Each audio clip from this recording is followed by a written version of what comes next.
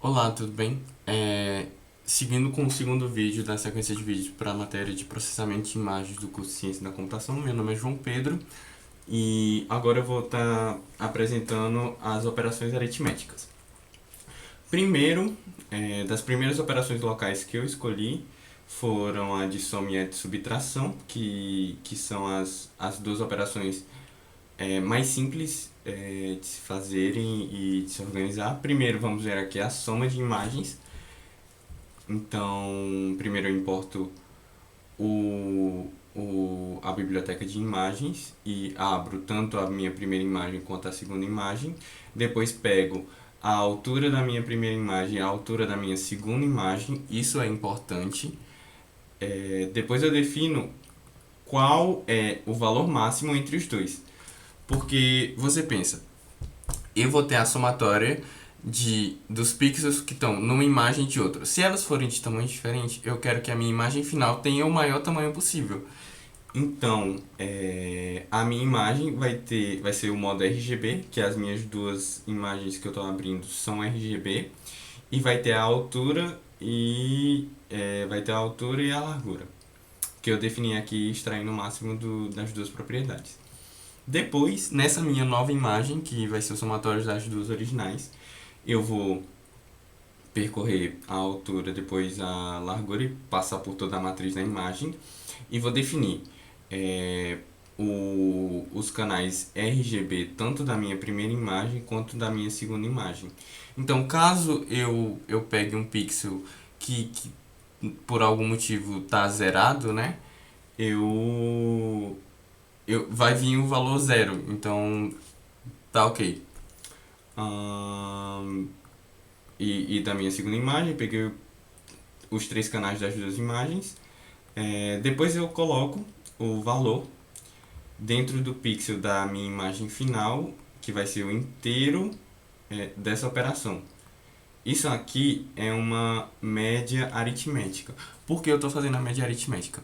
Porque na somatória de imagens, na maioria das vezes, quando eu somar os dois valores, eu vou ter um valor acima e estoura o meu canal.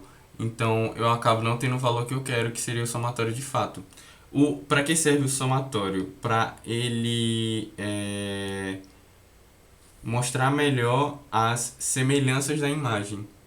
Então, quando eu não passo a média aritmética durante o somatório, às vezes eu posso perder essa propriedade, que é o objetivo principal do somatório de uma imagem. Então, fazendo essa operação para cada canal, eu coloco, depois de percorrer tudo, é só uma imagem. Bem simples, é uma propriedade local. Então, aqui eu vou entrar dentro da minha pasta de operações aritméticas e rodar o meu algoritmo de soma.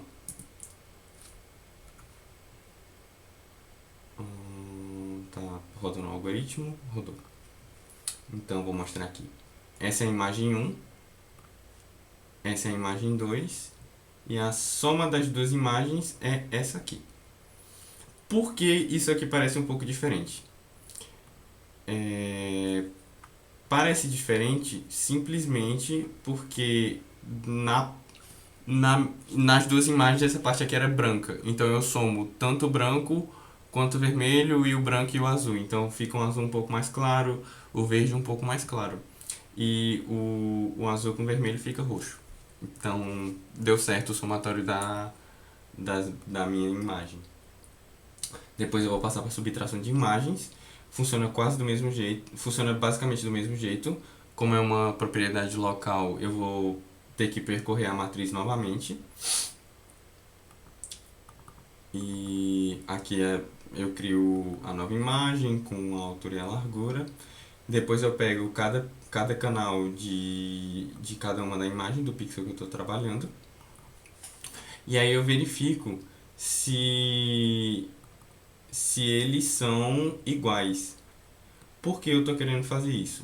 Porque lembrando que na subtração eu quero escancarar as diferenças da imagem. E aqui Caso eles sejam iguais, eu quero manter os dois pixels. Eu quero manter o pixel original. Eu não preciso escancarar uma coisa que é igual nas duas imagens. Eu quero que o usuário tenha atenção para o que é diferente. Então, eu pego a minha nova imagem e adiciono a subtração, caso eles sejam diferentes. E passo o RGB para a imagem nova. E aí, depois eu salvo a imagem nova. Então, eu vou rodar aqui o algoritmo de subtração.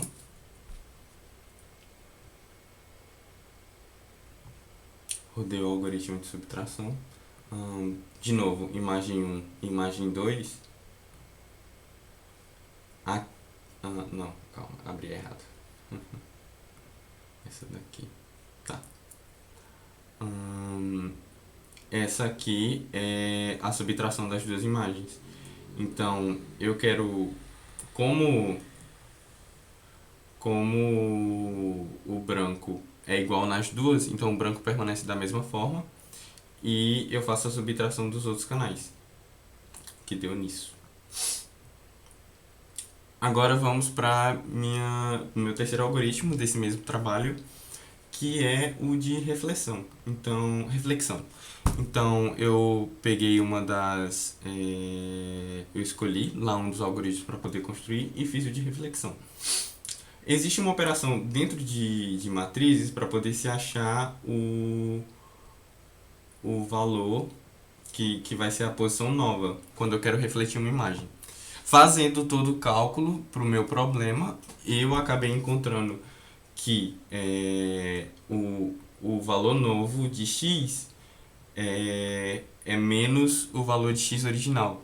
Então eu pego e inverto. Como o Python já tem a propriedade onde eu consigo dar continuidade, então menos um valor eu inicio lá da frente, eu não preciso mudar isso, não preciso tratar isso aqui no meu algoritmo. Então aqui eu tenho a minha função que reflete, eu tenho a imagem, eu tenho a nova imagem, eu tenho x0 e tenho y0. Então a minha nova imagem vai receber o pixel na posição x e y, então eu vou receber aquele pixel do x0 e y0 e vou colocar numa nova posição x e y dentro da minha nova imagem, porque eu não quero modificar a minha imagem anterior. Aqui está o algoritmo. Seguindo aqui, eu abro a minha imagem principal, depois pego a altura e a largura dessa imagem, crio uma nova imagem com o modo RGB, que é o mesmo modo da minha imagem original, e percorro cada pixel dessa imagem, dentro da matriz da imagem. E quando eu estiver num pixel específico, eu aciono a função de reflexão, passo a imagem, passo a nova imagem e a posição atual, que seria na posição da matriz inicial, e aí eu calculo qual seria a posição da minha matriz já refletida. E depois eu salvo a minha imagem refletida. Então vou rodar aqui o algoritmo.